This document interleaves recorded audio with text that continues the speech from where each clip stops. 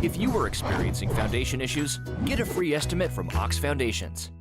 The Coach Matt Griffith Show this morning brought to you by Collier Motors. Norman Collier and the staff for all your auto repair needs, bent and dent, and if you need a major repair job, Norman and his team can do it at Collier Motors here in Sylacauga. And here's a guy that he's been through Collier Motors. He's bent and dent, Coach. Coach Matt Griffith. Matt, good morning to you, sir. Good morning. We've all had kids and turned 16. We've all seen Collier somewhere down the line. Yeah, big win for you last week. Yeah, it was. I thought our kids probably played the most complete, even though we didn't play them a lot in the third and fourth quarter. But we just ran the option well. Our offense finally clicked. We really simplified a lot of things. I thought Dalen played extremely well. That was a great play by him, just taking it out the back door.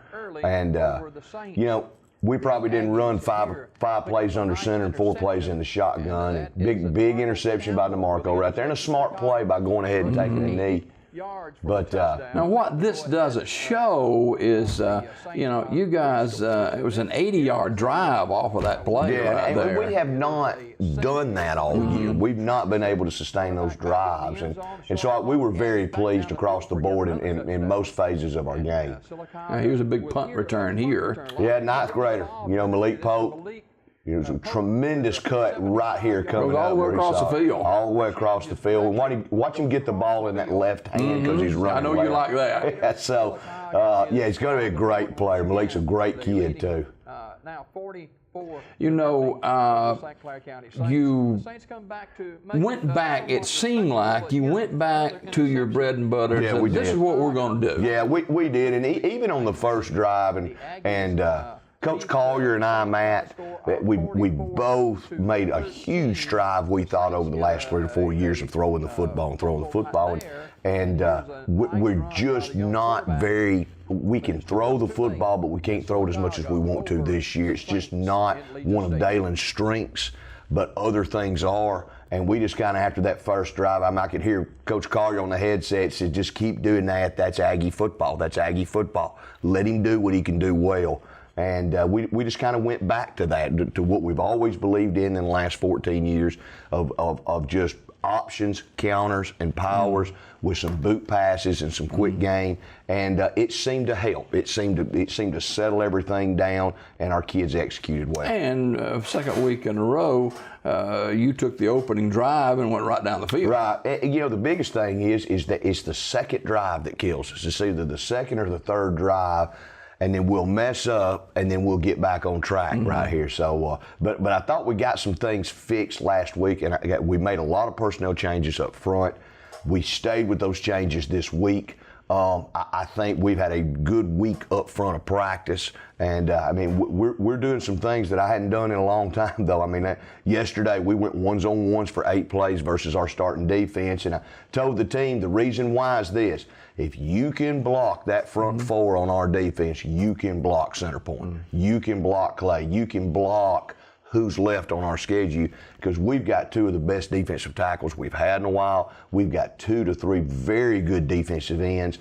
And so we just have to go some ones-on-ones for our offensive linemen to go against those kids. Secondary settling in a little bit?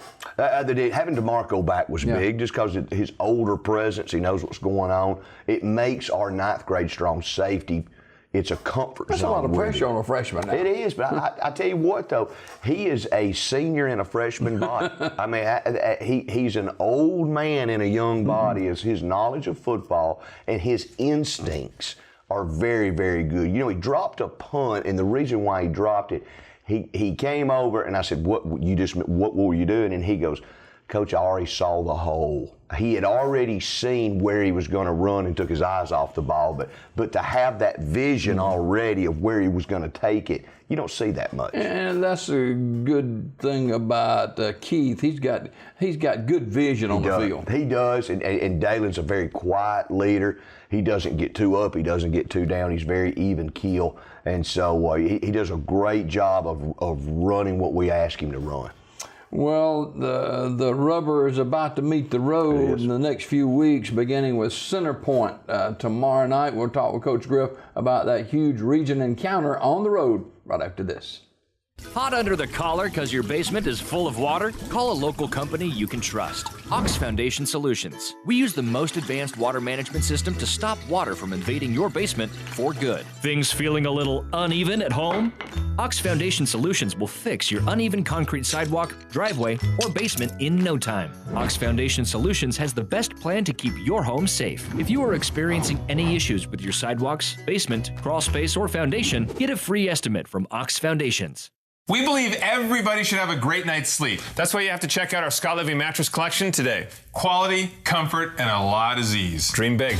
Introducing Scott Living Mattresses. For a limited time, save up to $1,000 on any Scott Living mattress set, plus 24-month special financing when you buy a Scott Living mattress set. Now is the best time to save up to $1,000 on a Scott Living mattress set. Come in today to check out these and many more great deals. King's Mattress Outlet, Sylacauga.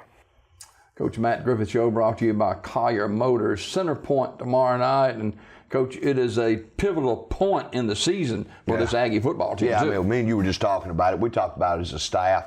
You know, yesterday after practice, you're sitting at 6-1. You've had a tremendous year so far going into Game 8. And you've got Center Point, Clay, and Mumford, all huge region games, all good football teams. People say, well, Mumford's not playing real well. They're playing really well right now. They've gotten better as the year's gone on, and they've got a very good defense in it. And it's one of those things that you could drop 3 games in a row and have a mediocre year. You could split and then get in the playoffs, or you could run the table. All in a 2.5 weeks. All this is going to take place, and it's like I told you. I mean, it's a heck of a way to make a living. I mean, it is, because it can go one of 3 ways very quickly. You've seen tape. What concerns you about Center Point? Center Point has a front on their defense and their 3 linebackers, and their motors running. They're big and strong and fast. They have 2 receivers out wide with a very fast quarterback. It's a speed game, and they've got enough size with their speed to be scary. The biggest drawback with them probably is that they're having to take those kids, and everybody's playing both ways. So all week long, we've just worked on our kids, play hard football, weather that storm and that frenzy of when kids are fresh, and get them in the fourth quarter. We got to get. Hopefully, we're up in the fourth quarter, but if you're not, don't panic. Get that team in the fourth quarter and wear them down. But they've only lost to Mountain Brook, which is a 7A, Homewood a 6A, and a Mortimer Jordan, who's beat everybody in the region. And so they have lost to quality opponents. Center Point tomorrow night kicks 7 o'clock on the road, and practice this week leading into the game. You're 6-1, and people are just kind of yawning and saying, well, 6-1, but on the cusp of a fantastic season. Could be. And you know what? Those things, you just hope the kids keep playing hard. You insist that they play hard. You practice that they play hard, because we've got a good group of kids. We've got a group of kids that's not giving us any trouble. I said that last year. You know, they just... we're very fortunate where we are in this state of Alabama, and our school and our community, that we have kids. We don't battle kids not coming to practice. We don't battle kids that talk back to their coaches, and they're really wanting to win for their community and for their school. And I'll tell you, that doesn't happen everywhere. It just really doesn't. So, you know, it's hats off as a teacher and a coach that you go to practice, and then kids are doing what you ask them to do. Offensively, you see some areas where Sylacauga may be able to attack Center Point? Well, you know, the biggest thing is we've got to do what we do, and we've got to execute what we do well. You anticipate staying with basically where you were at last week? I think we need to, as far as what we've got offensively, that is what we do and do well, and we'll stay with that. We've added some wrinkles and do some different things so that they can't just what we call teeing off on us. And, you know, it's just one of those things now that, you know, Coach Posey used to say it all the time, especially by the time you get to Thursday, the pressure starts to release a little bit, just because you've done all you can do. Kids have to make plays. And we've got them in the position to make plays. They've got to make those plays. And you know what? It's going to be a hard-fought, great football game at Center Point that's going to come down to the wire, and it's going to come down to the team that makes less mistakes. talk before we go this morning about, and we're seeing this more and more and more on all levels of competitive sports, the spearing, the head-to-head contact, and the play develops so fast, and you're teaching kids to tackle, and their motors are running 150 miles an hour. How do you make sure that they do the right thing for tackling? And a lot of that is a judgment call by an official, which makes it very difficult for the average official. We had one last week. Yeah, and I tell you what, that's Steve Kelly's a great official. He's been around for 10, 12, 13 years, and it was a legit block. It was not a block in the back. But 2 years ago, the NFHS passed a rule that you cannot hit what they're calling a defenseless player. Yeah. So if two guys are colliding and if the guy doesn't see you coming, that's called a defenseless player.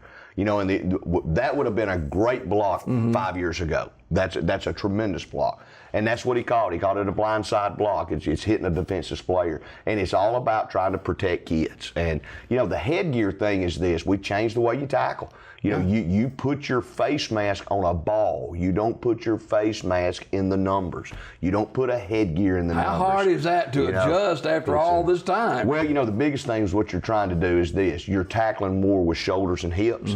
So you are seeing more shoulder injuries, but the thought process behind it is better a shoulder than the head. Yeah. And it's just we've got to keep doing these things, though, if we want to keep our sport and want to keep our sport relevant, is we have to keep doing these safety things. All right, Sylacauga and Center Point kick 7 o'clock. The Aggies 6-1, big region matchup. Let's get that one, Coach. Yeah, thank you. Thanks for having me. More daybreak right after this.